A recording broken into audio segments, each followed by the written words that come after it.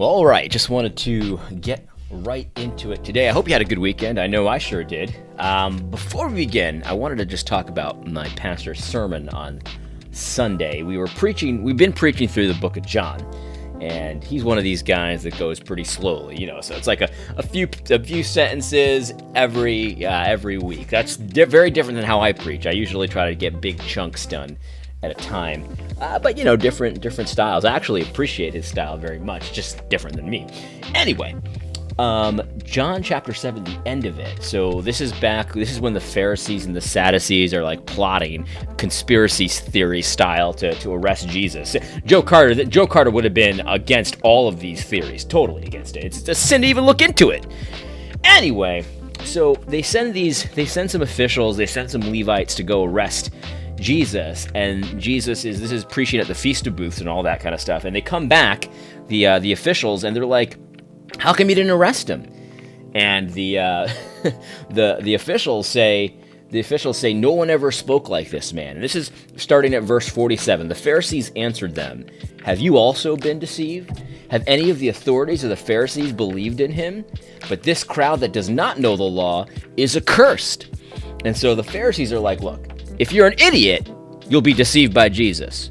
But the smart guys, like the Pharisees and the officials and the authorities, none of them believe in Jesus, which was false. I mean, that, people that are against Christ, they obviously often don't have any love for the truth at all. And that was false. There were some authorities and Pharisees that believed in Jesus, but they said that they didn't. And basically, if you believe in Jesus, then you just must be an idiot. Anyway, this is an interesting passage. So Nicodemus, if you remember, Nicodemus went to Christ earlier. Listen to what he said. These are the Pharisees. These are the people that supposedly love the law of God so much that they're just Pharisees. It's pharisaical to love the law that much, of course. Nicodemus, who had gone to him before, says this, quote, does our law judge a man without first giving him a hearing and learning what he does?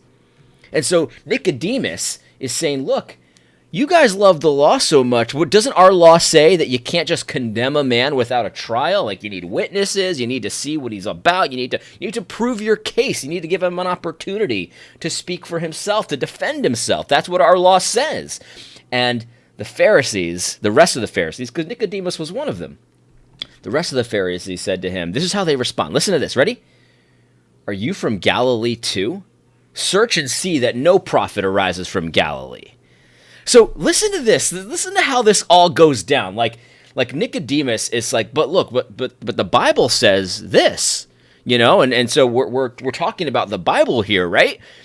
And look how they respond to him. They say, you're from Galilee too. And it's like, I just could not help but see the parallel here. Like, oftentimes when you bring up a passage from the scripture that's contra social justice, like, sons don't pay for the sins of the fathers and stuff like that, or you shall not show partiality even to a poor man, or stuff like that. Their response so often is, well, you must just be a racist. Well, are you from the South too? What are you, a Confederate?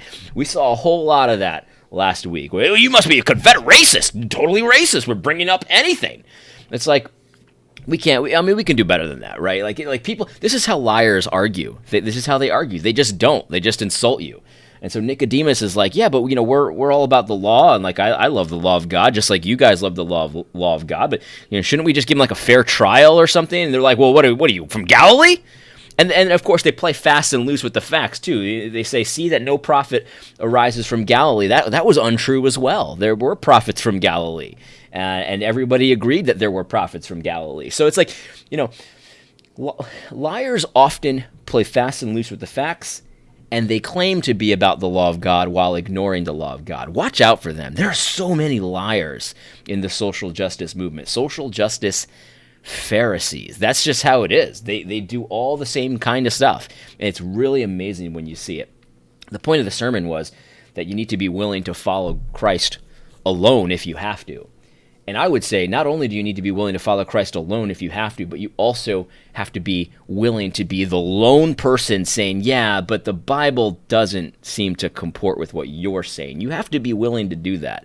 And it can't just be like this thing, well, scholars, very respectful scholars of very faithful scholars disagree on this. Yeah, that might be true, but that's often used as a way to shut down conversation as opposed to really getting to the truth of the matter. If the Bible says X and a very respected, faithful scholar says Y, I'm not saying they're an unbeliever, but we need to be okay calling that out harshly if necessary. Harshly if necessary. Of course, patience, of course, gentleness. But if there's no change, if there's no give there, and they're preaching contra to the scripture, we need to reject it with reckless abandon. Anyway, let's jump into the video today. So last Friday, Donald Trump had a quite incredible video that he put out. I want to just play this entire video. It's 2 minutes long. I want you to just hear this, because this is why lots of people love Donald Trump, because he speaks with a lot of clarity very often, and this is very clear thinking. Let's just play this. For disease control and prevention is issuing guidance for communities of faith. I want to thank Dr. Redfield and the CDC for their work on this matter and all the other work they've been doing over the past, what now seems like a long period of time. Today I'm identifying houses of worship, churches, synagogue, and mosques as essential places that provide essential services. Some governors have deemed liquor stores and abortion clinics as essential, but have left out churches and other houses of worship. It's not right. So I'm correcting this injustice and calling houses of worship essential. I call upon governors to allow our churches and places of worship to open right now. If there's any question, they're going to have to call me, but they're not going to be successful in that call. These are places that hold our society together and keep our people united. The people are demanding to go to church and synagogue, go to their mosque. Many millions of Americans embrace worship as an essential part of life. The ministers, pastors, rabbis, imams, and other faith leaders will make sure that their congregations are safe as they gather and pray. I know them well. They love their congregations. They love their people. They don't want anything bad to happen to them or to anybody else.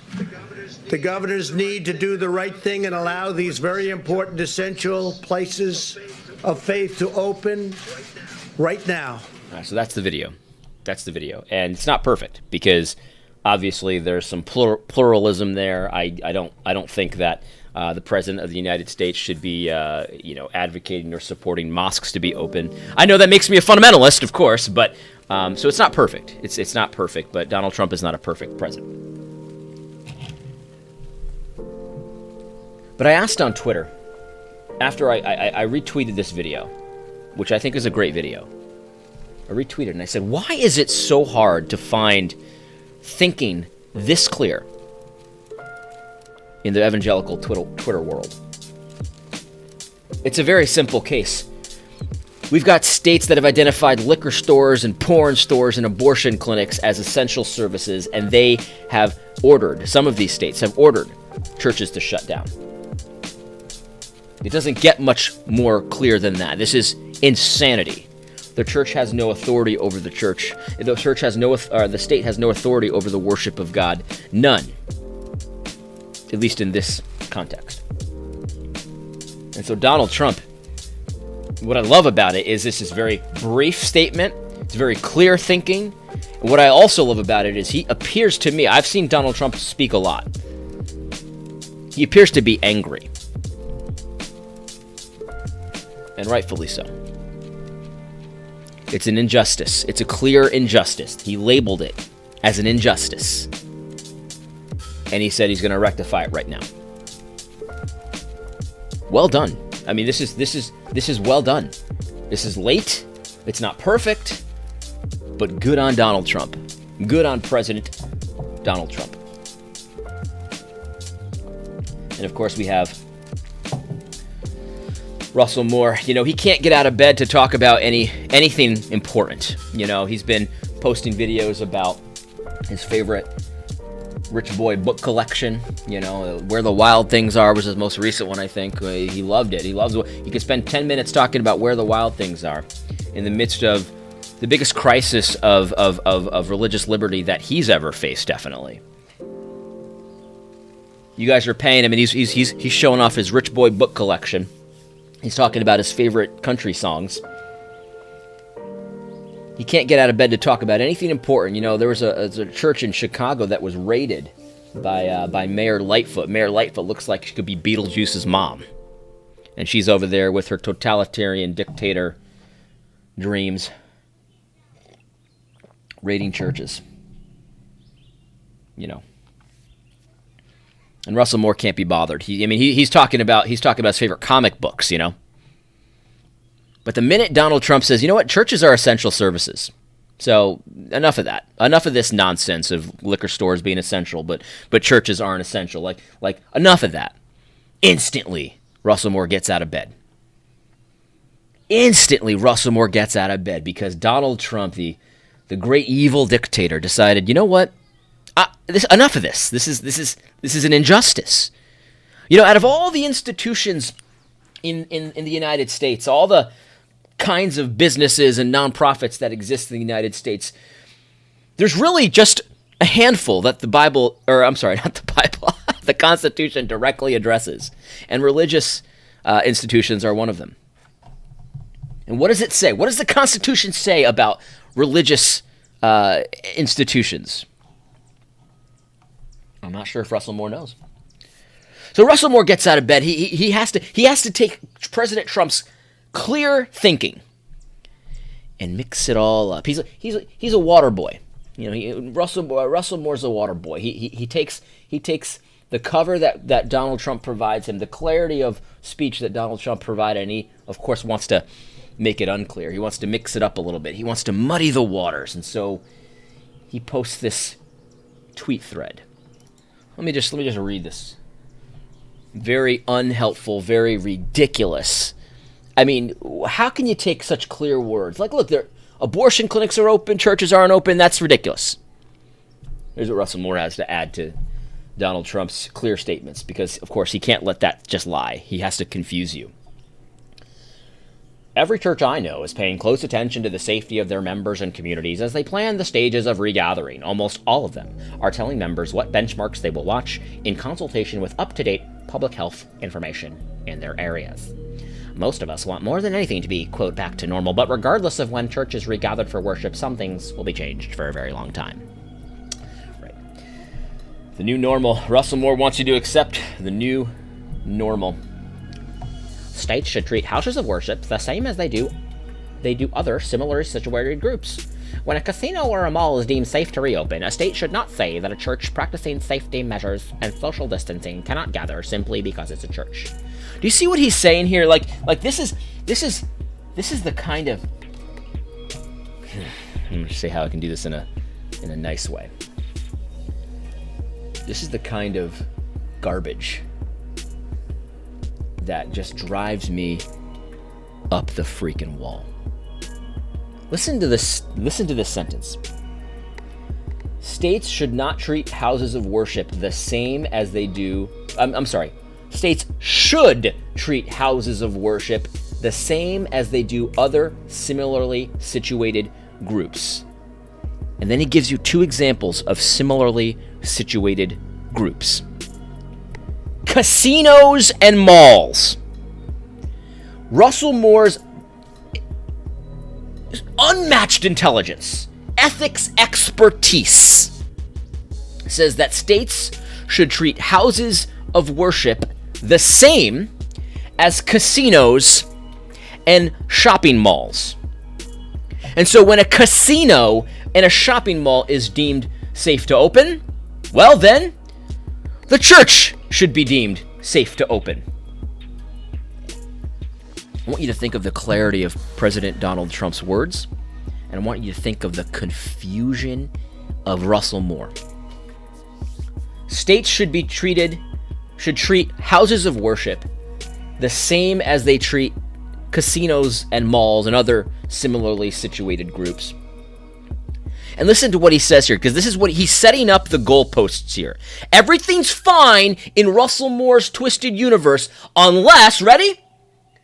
When a casino or mall is deemed safe to reopen, a state should not say that a church practicing safety measures and social distancing cannot gather simply because it's a church. So basically, in Russell Moore's fantasy land, as long as the church isn't officially telling you you cannot meet because you are a church, then everything's fine. There's no persecution. I mean, there's no religious liberty problem. I mean, because that's how it always goes down, right? Like the state always will tell you when they're persecuting you, they'll say, well, you officially are practicing the Christian religion. The Christian religion is now banned. You must not meet because you are a church. That is the official status of our persecution, and therefore it is officially persecution. Yeah, that's how they do it. That's how they often do it. They say, you can't gather because you're a church. Now, of course they don't do it that way. They say you can't gather because it's not healthy. It's not safe for you to gather. They say you can't gather because it's a mental health issue for your young because you're teaching them strange doctrines, like, for example, like boys are boys and girls are girls. That's unsafe. That's unsafe. Oh, you won't even marry gay people. I mean, that's why you can't meet, because you took the funding, the public funding from the PPP and the loans and stuff like that. And yeah, well, I guess now you have to go by our rules. It's hard for me to think of how to respond to this. This is unbelievable. This is unbelievable. States should treat houses of worship the same as they do other similarly situated groups. When a casino or mall is deemed safe to reopen, a state should not say that a church practicing safety measures and social... See, that's the thing. It also, according to their guidelines. So if you're a church and you are practicing everything that the government has told you to do, social distancing, safety measures, all that stuff, then everything's fine. And if they tell you, but you still can't meet because you're a church, well, then that's when we have potentially an issue. Maybe we have an issue at that point. Remember the Jonathan Lehman article? At that point, maybe we can do some civil disobedience. Maybe. So compare Donald Trump's words. This is an injustice. Liquor stores are deemed essential. Abortion clinics are deemed essential. And churches are not? Well, I'm rectifying that right now. Good luck trying to convince me otherwise. It's not going to happen. And then you take Russell Moore. Well, as long as the state's not treating the church differently than a casino, and of course we have to be complying with their safety guidelines, of course. He goes on. The state has an interest in promoting public health and safety. Almost every church has shown full cooperation with that and have helped lead communities in that mission. The state should make decisions on the basis of actions that are measurably safe or unsafe, not on the basis of whether the institutions involved are religious or not. To do otherwise is to overstep the bounds of the state in unlawful ways. This is the thing. Russell Moore sets the goalpost so far in one direction that they cannot possibly ever reach the point where the state has done something wrong. It's like the same thing with the Costi Hinn thing. Well, it's like as long as people aren't being burned at the stake, right? As long as Christians aren't being put in Roman candles to light up one of Nero's parties, as long as that's not happening, then there's no persecution. It's like you see what you're doing. Like, you're setting up a situation where there could never be persecution until these weird conditions are met that are never gonna be met. You know what I mean? It's very difficult to understand where these people are coming from. He says it also creates confusion and mistrust where there's largely commonality of civic purpose in fighting this disease. And even when an area is safe to reopen, churches will make their own decisions on how and when to go about that based on the unique needs of their members. Such decisions will also be based on their ability to make worship gatherings as safe as possible. That sort of planning is already happening in the overwhelming majority of churches. The CDC guidance that seems available seems reasonable and helpful. The tone is appropriately not a directive to churches, but counsel based on the medical data, even though this counsel is hard to make specific since practices differ so much from congregation to congregation. This is the thing. Like, it's appropriately not a directive. So here's how this works in Russell Moore's fantasy land. Ready? In Russell Moore's fantasy land, by the way, you're paying for this if you're a Southern Baptist. Maybe this is just the Southern Baptist position. I mean, maybe that'll get people out of bed to just get this guy out of this office that he's in. So this is what Southern Baptists say.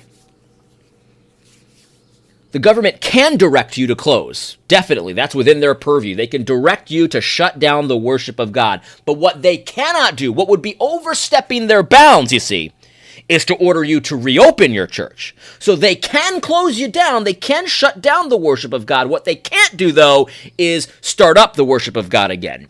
And would you want to bet that if it was President Hillary Clinton that was doing this, Russell Moore would be it's so great. You absolutely Madam President. You can, of course, she's a Christian after all.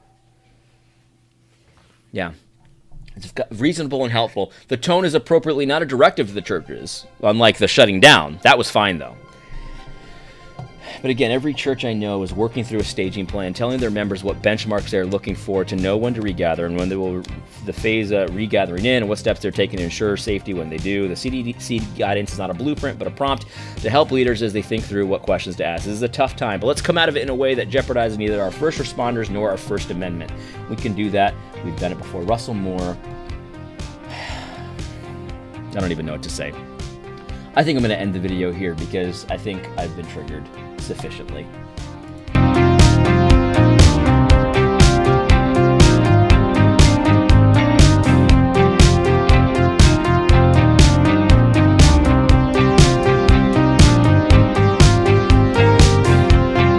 Was causing some trouble based on young Earth creationism, and so I posted I'm a young Earth creationist. I definitely am. Not ashamed of that at all. Anyway, but I gotta say there are a lot of responses. I asked why people weren't young Earth creationists, just wanted to see what people would respond. And the one that I don't get, maybe you guys can help me out, is that if there was a young Earth, then that would make God a trickster because he made it look old. And so, like, one of the things that people like to point out is starlight, right? Like, just the distances there. Like, starlight has to have been traveling for millions and billions and trillions of years because, it takes a long time for the light to get to us. And so, if God made the world 6,000 years ago, then he's a trickster because it made it look like the starlight was traveling for millions and millions of years. It's almost like in a low key, like, God would be sinning because he'd be tricking us by setting up the universe to look old when really it was young. And I got to be honest with you, I don't get that objection at all. Can somebody help me out? I don't even understand what they're trying to say. Like, are you trying to say that if he did that would be like somehow sinful, or like you wouldn't worship him if he was a trickster god, or like I don't see how he even makes him a trickster god. Like, it doesn't make any sense. Like, one of my friends was saying, yeah, like when Adam was created, like he looked like an old man, but he was 5 seconds old. And it's like, that's very easy for me to, that makes sense. I'm not saying that proves anything, but I'm saying, like, obviously that doesn't make God a trickster god, right? Like, what is the actual claim here? What is the actual accusation here? I don't get that. Again, I'm not saying that proves that the world is young. I'm just saying, like, what is this trickster god thing? I don't get that. Anyway, I hope you found this video helpful. I'm going to go calm down because I definitely got triggered by Russell Moore just now. God bless.